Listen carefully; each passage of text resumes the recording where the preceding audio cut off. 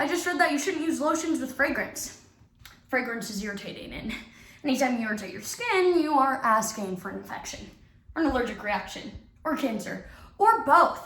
So, I have 5, no, 6 large shopping bags filled with perfume lotion from Bath & Body Shop that are now useless to me.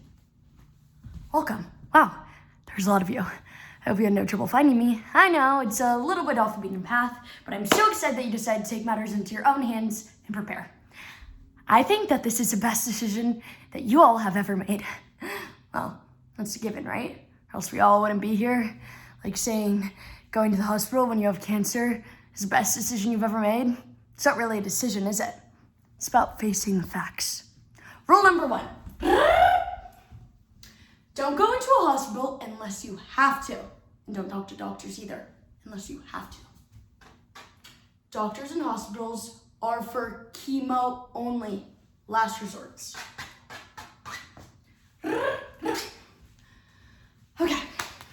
we should start talking about your pandemic prep list. Yeah, we should probably start talking about that. I mean, that's what we're all here for, right? Okay, how about we start with food? No. Okay, so the number 1 thing you're gonna wanna stockpile is food. Lots of it. Zombie brains! Zombies like brains! Zombie brains. Rick used to say that every time I came to the dinner table. So stupid. On March 11th, 2020, COVID-19 was considered a pandemic by the World Health Organization. The following day, toilet paper sales rose by 734%, and the average number of stock arms sold in the United States went from 90,000 to 176,000 per day. Our nation has demonstrated to us that when we lose control, we overcompensate. We convert our anxiety and fear into a crusade to wrap safety blankets around our shoulders. As we step into Carrie Miller's bunker, we examine a grieving experience that we are all familiar with. Because when we are faced with catastrophic loss, how do we regain that feeling of control over our own safety? We buy toilet paper. The Burden of Not Having a Tail by Carrie Miller. Anyway, no one knows how long this thing's going to last, and who knows who will be left. So you're gonna wanna start taking cooking lessons now. I mean, the fact is, all the line workers at Southford Steakhouse are probably gonna be buried in a mass grave made out of Salisbury steak. Or in the best case scenario, quarantined. So, I recommend taking cooking lessons right now. You should get into the practice of not eating anything made by anyone else, much less by a machine. I mean, I know I can do this, because I'm strong. Yeah, I'm strong. God knows I'm strong. But I don't depend on him for anything. Not in the way that you think. No. I used to, but I don't anymore. He let me down. I've come to realize that God has this, if I can't have it, you can't have it mentality about everything. If I can't have a daughter, I'll take yours away from you. If I can't have a husband, I'll entice him with another woman. A woman that'll be a much better mother than you. A woman that you'll fall in love with immediately. He'll take things away as quickly as he gave them to you. Just you wait. Anyway, this is about you all.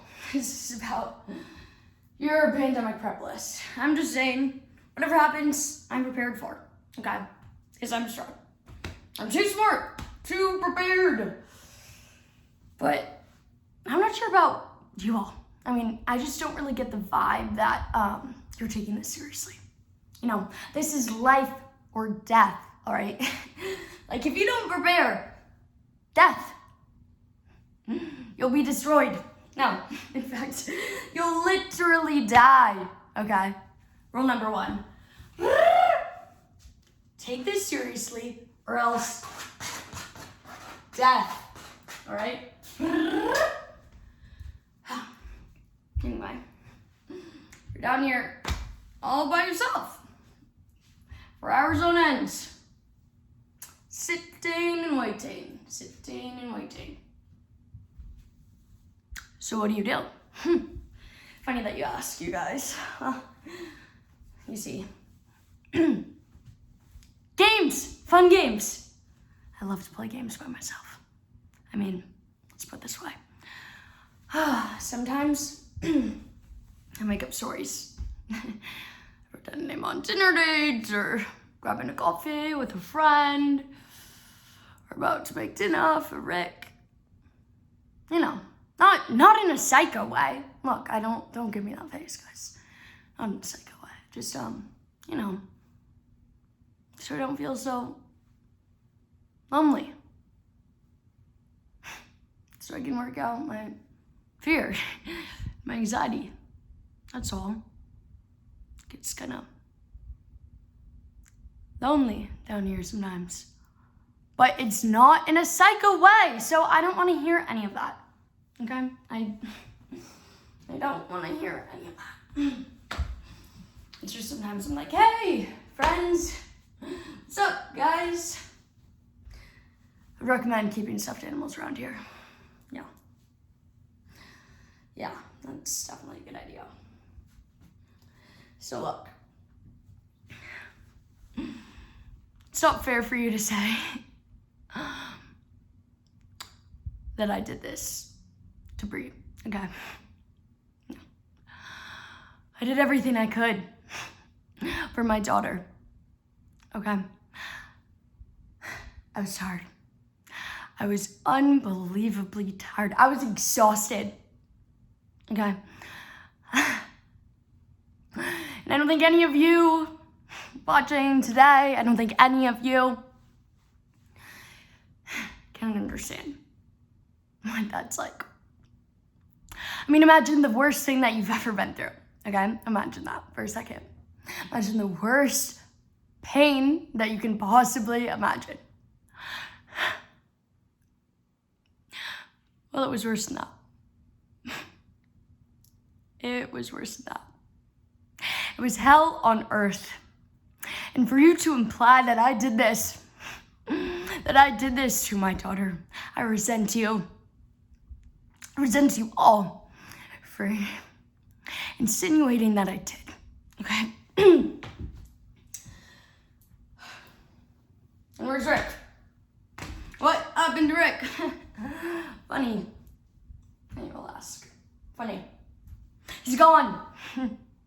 Said he couldn't wait outside my... He said that he couldn't wait outside my door while I cried for any longer. Yeah. He left. He's gone. Did he think I did this? Did he think that I did this for you? It was me, okay? It was doctors. It was a hospital. It was God, okay? God put that tumor in her head. God put that tumor in her head. And he made these doctors at these hospitals think that they had the right answer. Think that they knew what was right for my daughter. And they did it. She didn't die from the cancer. No.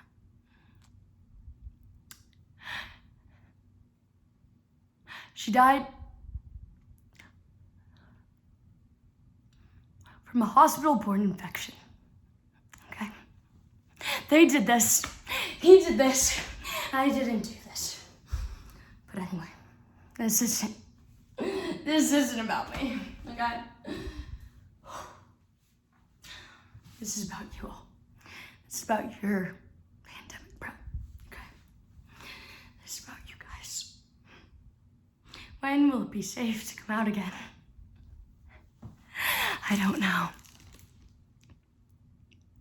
when it will be safe, you know, but I hope soon.